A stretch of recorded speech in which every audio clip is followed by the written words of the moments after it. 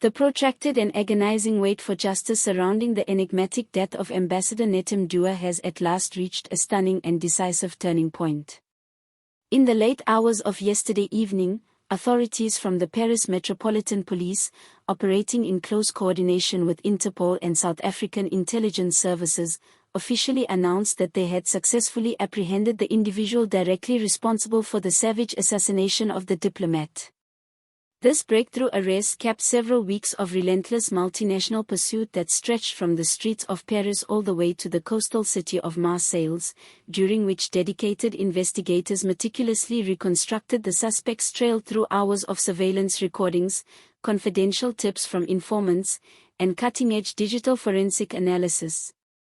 It was an exhaustive, painstaking inquiry that mobilized scores of intelligence operatives across 3 nations, deploying some of the most advanced cyber-tracking technologies currently available to law enforcement agencies worldwide. Official statements revealed that the suspect, a foreign national believed to be in his mid-30s, was ultimately cornered inside a heavily fortified luxury villa situated on the periphery of Marseille.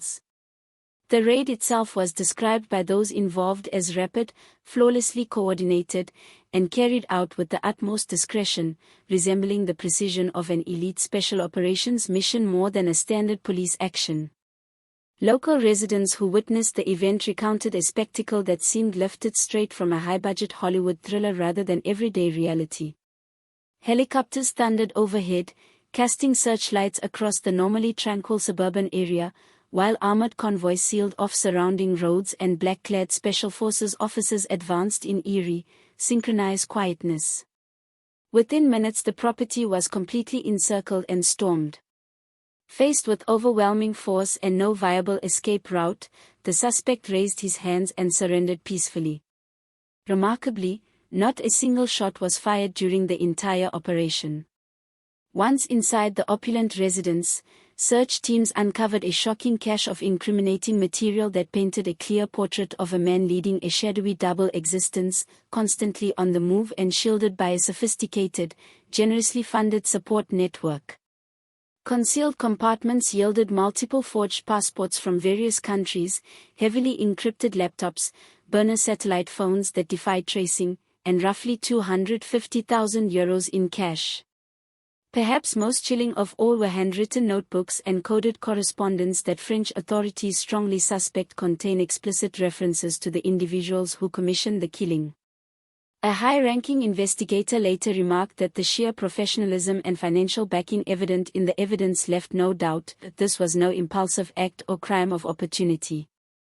Rather, it was a meticulously planned contract assassination carried out by a trained operative who had been funded, equipped, and directed from afar. Under sustained and intensive questioning, the suspect reportedly admitted full responsibility for Ambassador Mthethwa's murder. He allegedly insisted that the order originated from the highest echelons of power and was directly linked to a collection of explosive documents the ambassador had been compiling for delivery to European investigators. Those still missing files are widely believed to expose widespread high-level corruption, large-scale money laundering, and illicit arms trafficking involving prominent figures in South Africa as well as influential players on the international stage. According to confidential intelligence summaries that have since leaked, the arrested man claimed he had been guaranteed lifelong protection and a brand new identity upon successful completion of the assignment. Payments for the contract, he allegedly revealed, were funneled through a labyrinth of offshore accounts tied to shell companies registered in Dubai, Mauritius, and South Africa, transactions that specialized financial crime units are now actively tracing in collaboration with multiple jurisdictions. Complicating matters further is the revelation that the captured suspect was apparently only one piece of a larger conspiracy. During interrogation he reportedly identified 3 accomplices, among them a South African national who is believed to have handled critical logistical support before disappearing toward Johannesburg. Law enforcement agencies in both countries are currently engaged in an urgent joint effort to locate this individual, who may possess crucial knowledge about the true masterminds behind the plot. In South Africa itself, news of the arrest has detonated like a bombshell. Within hours, mourners gathered in large numbers outside the late ambassador's family residence, lighting candles and singing struggle-era anthems in solemn tribute. Across social media platforms, hashtags such as #JusticeForNetim and #TheTruthMustEmerge rapidly trended nationwide, channeling a collective outpouring of grief, anger, and long-suppressed hope after years of official silence and rampant speculation. For Ambassador Dua's widow, who had maintained a dignified public silence since the tragedy, the emotional impact was overwhelming. Close friends reported that she collapsed in tears upon receiving confirmation of the arrest, describing her feelings as a complex mixture of profound relief and guarded optimism. She had never wavered from her private conviction that her husband's killing was politically orchestrated. Now those darkest fears appear to be substantiated. Political analysts are already warning that the unfolding revelations could ignite one of the most explosive scandals in contemporary South African history. Debate is raging over whether senior government officials knew about, or even facilitated, the assassination. Opposition parties have wasted no time demanding the immediate establishment of an independent commission of inquiry, arguing that true justice cannot stop with the capture of the triggerman but must extend all the way to the powerful figures who financed and authorized the crime. Both the French and South African governments have released statements pledging complete transparency and mutual cooperation. The South African Department of International Relations and Cooperation has already sent a high-level envoy to Paris to negotiate extradition protocols and coordinate next steps in the legal process. Diplomatic observers caution, however, that relations between the two nations could become severely strained if concrete evidence emerges implicating serving South African politicians. International news organizations have descended on the story, drawing parallels to past cases around the globe in which whistleblowing diplomats were silenced for threatening to expose corruption. Investigative reporters in France have gone so far as to assert, citing sources inside the inquiry, that Ambassador Dua had been under clandestine surveillance for weeks prior to his death, indicating the operation enjoyed sophisticated intelligence support and was planned down to the smallest detail. At a late-night press conference, Paris Police Commissioner Luc Moreau hailed the arrest as a pivotal milestone in dismantling a sprawling transnational network of corruption and undue influence. He confirmed that the suspect is now being held in a maximum security facility under constant video surveillance, with every word of his interrogation meticulously documented.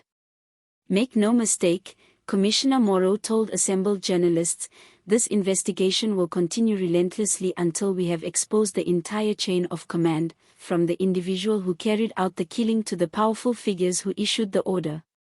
His resolute tone has only heightened public anticipation that additional high-profile arrests may be imminent. Forensic specialists are currently working around the clock to decrypt the seized electronic devices, which investigators believe may hold encrypted chat logs, concealed banking records, and possibly even video footage of preparatory meetings. Should such material be successfully recovered and authenticated, it could reveal a vast web of complicity extending far beyond South Africa's borders and potentially implicating foreign tycoons, intelligence operatives, and elected officials. Legal experts have cautioned that convictions at the uppermost levels could trigger seismic diplomatic and economic fallout. In Pretoria, sources say the ruling African National Congress has been plunged into crisis mode.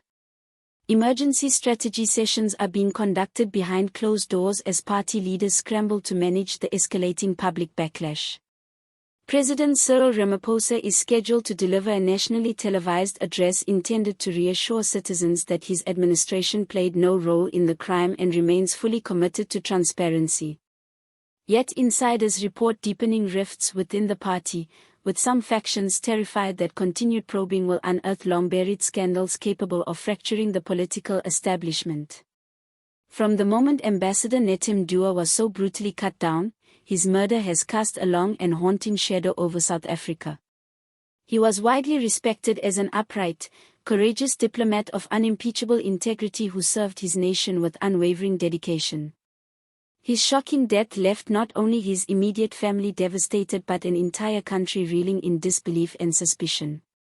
For years, conspiracy theories, from domestic political sabotage to shadowy foreign involvement, have circulated without any concrete developments, arrests, or accountability.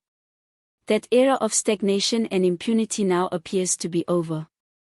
With the alleged assassin finally in custody, global attention has swung decisively back toward Paris and Pretoria, where teams of investigators and diplomats labor without pause to untangle what may prove to be one of the most far-reaching and consequential criminal probes in recent memory.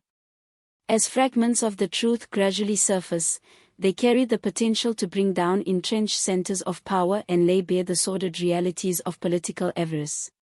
Whether that truth will be permitted to emerge in its entirety, or once again be smothered beneath layers of influence and obstruction, remains an open and urgent question. One thing, however, is indisputable: a historic turning point has arrived. As interrogations deepen and fresh evidence continues to materialize, many additional names are expected to surface, names that could rock governments to their foundations, terminate illustrious careers, and permanently alter the trajectory of South African politics. The world watches in breathless anticipation as this extraordinary investigation unfolds. For the grieving family of Ambassador Nathi Mthethwa, and for a nation that has yearned so long for closure, the arrest of one man is far more than a single custodial event. It is the reckoning they have demanded, prayed for, and refused to abandon hope for across many painful years.